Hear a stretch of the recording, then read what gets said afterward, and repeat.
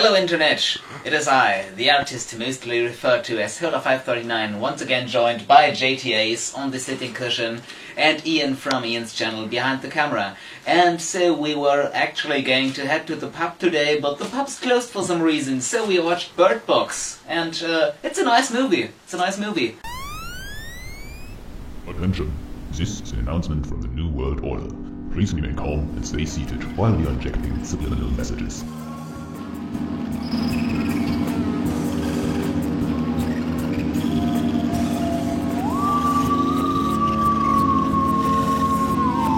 Welcome to the cabinet of the strange and macabre.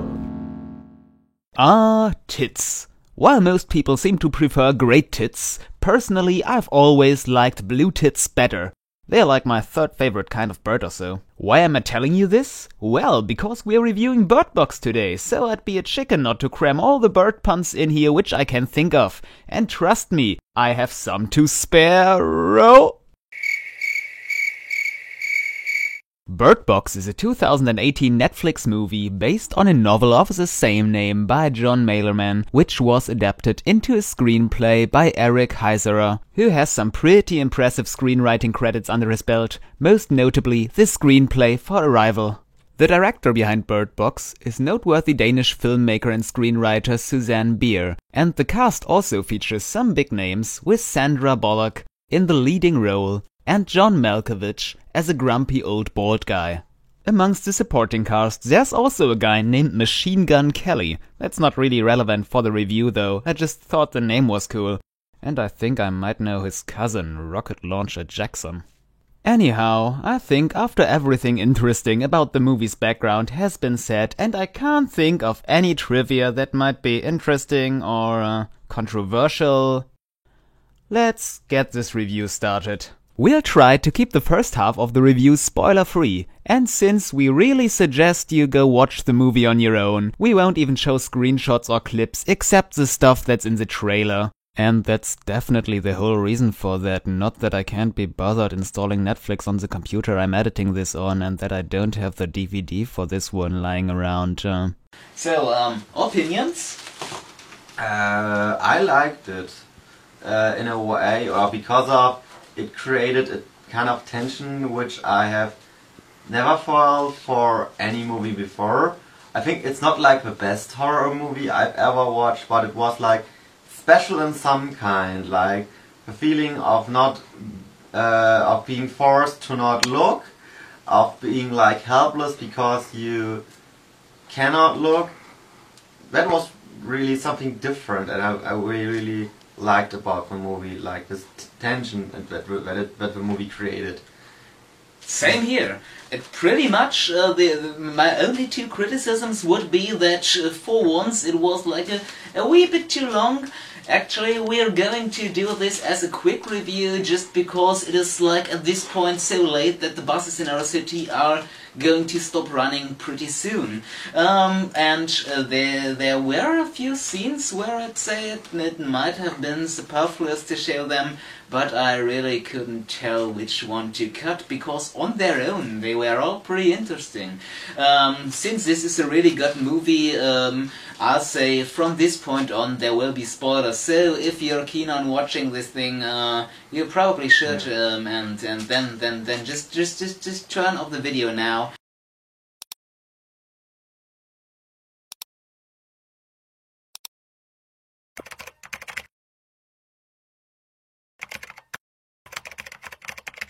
Squawk!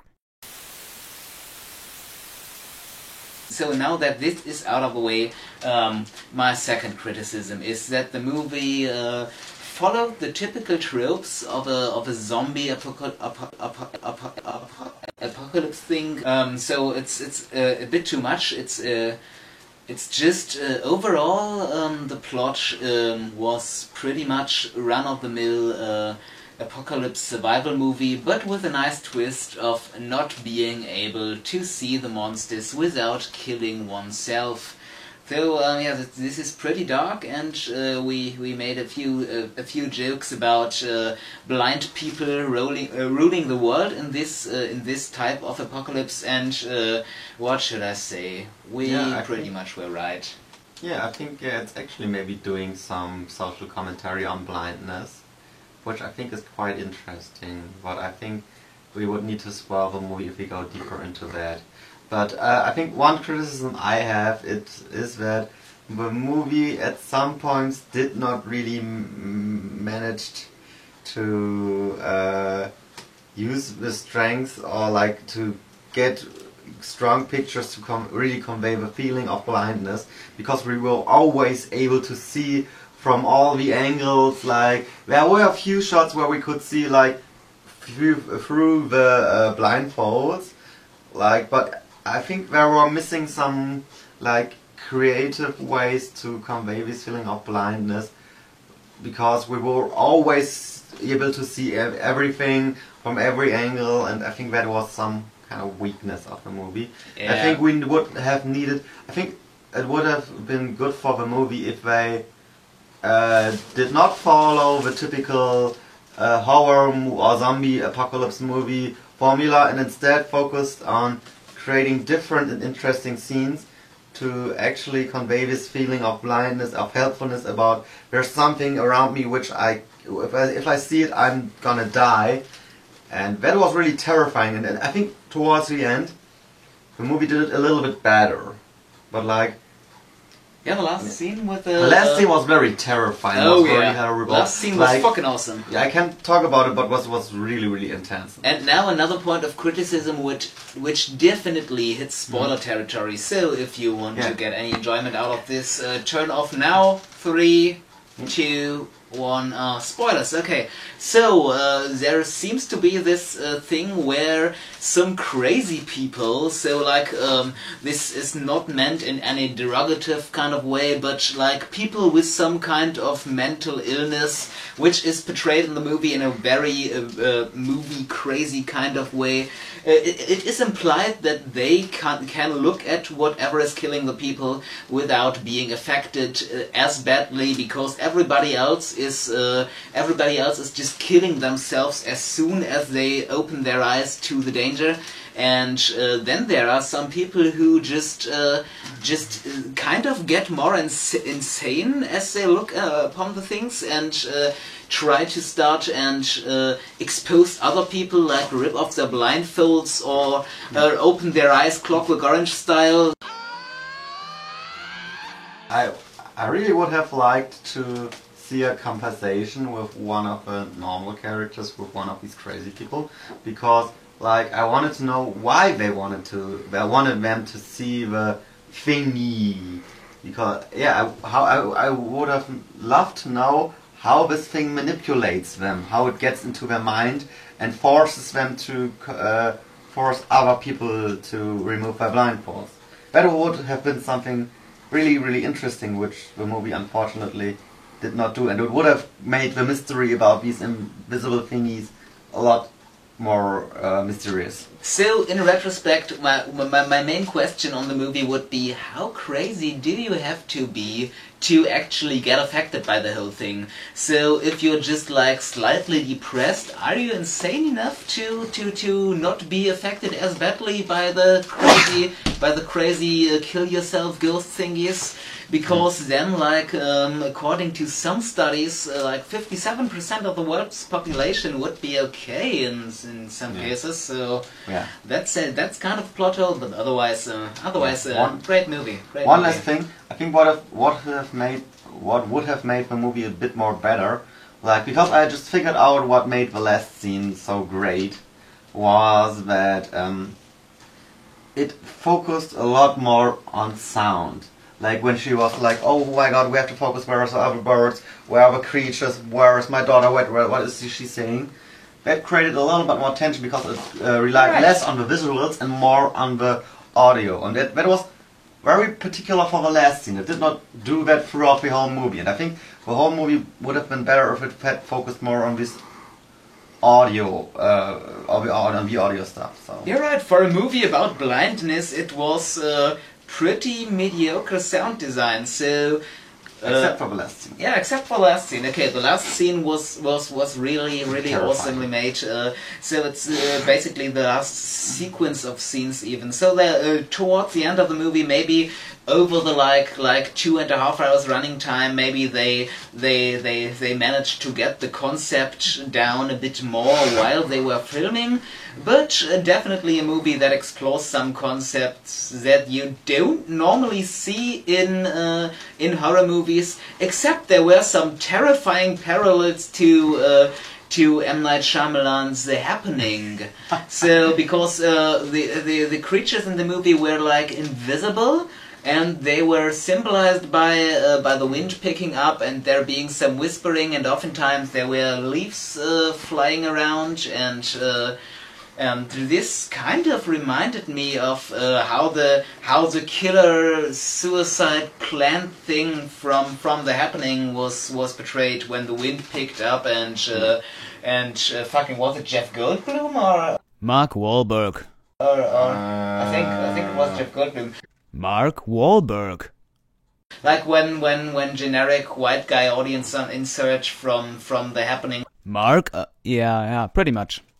Was running through a field and the wind picked up. This scene like kept ringing through my head, and so basically this movie was less funny The Happening, but as an actual good horror movie. So pretty great movie actually. Yeah, great movie. Maybe one last thing: the birds. I don't really know why the birds were a thing. So the birds were able to sense if the creatures are coming, and it was kind of a canary in a coal mine scenario. So I don't really know why whatever was the danger in the movie should have a weakness to avian wildlife. So I don't know, but yeah, birds. You should probably get yourself a bird. This should be the takeaway from this video. Go to the Bloody Pet store, get yourself a parrot, maybe talk to that parrot, then you won't be as lonely as to hang out on whatever evening you're watching this and watch our bloody videos. Get yourself a parrot, talk to that parrot, have a relationship with that parrot, maybe tell it your deepest, darkest secrets, and give that parrot your Google Mail address so it can tell them to us. Yeah. So, yeah. I think that's all we have to say. Oh yeah, I'm looking forward to your emails, your parrots. Yeah, okay. So then, yeah, see you next time, I would say. Proceed. So, TLDR, Bird Box is basically a zombie movie with suicide instead of zombies, but it's pretty good at what it's doing. Also, it sadly doesn't have any tits, because the birds featured in the movie are parakeets. But that isn't relevant anyway, because birds aren't real and the government is using Project Blue Cheese to fake the second coming of RNGesus. Look it up, sheeple. Hoda 539, out.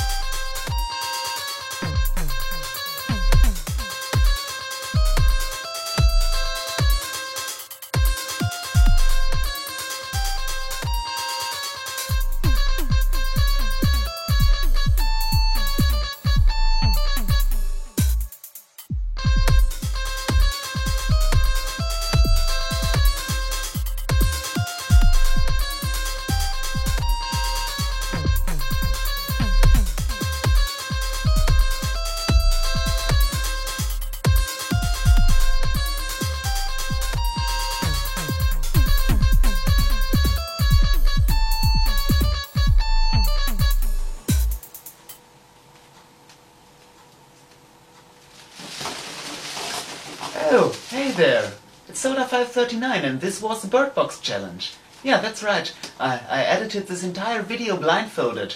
That's why it took me like a month to do so, even if it's only like 10 minutes long. So yeah, we filmed this in mid-January.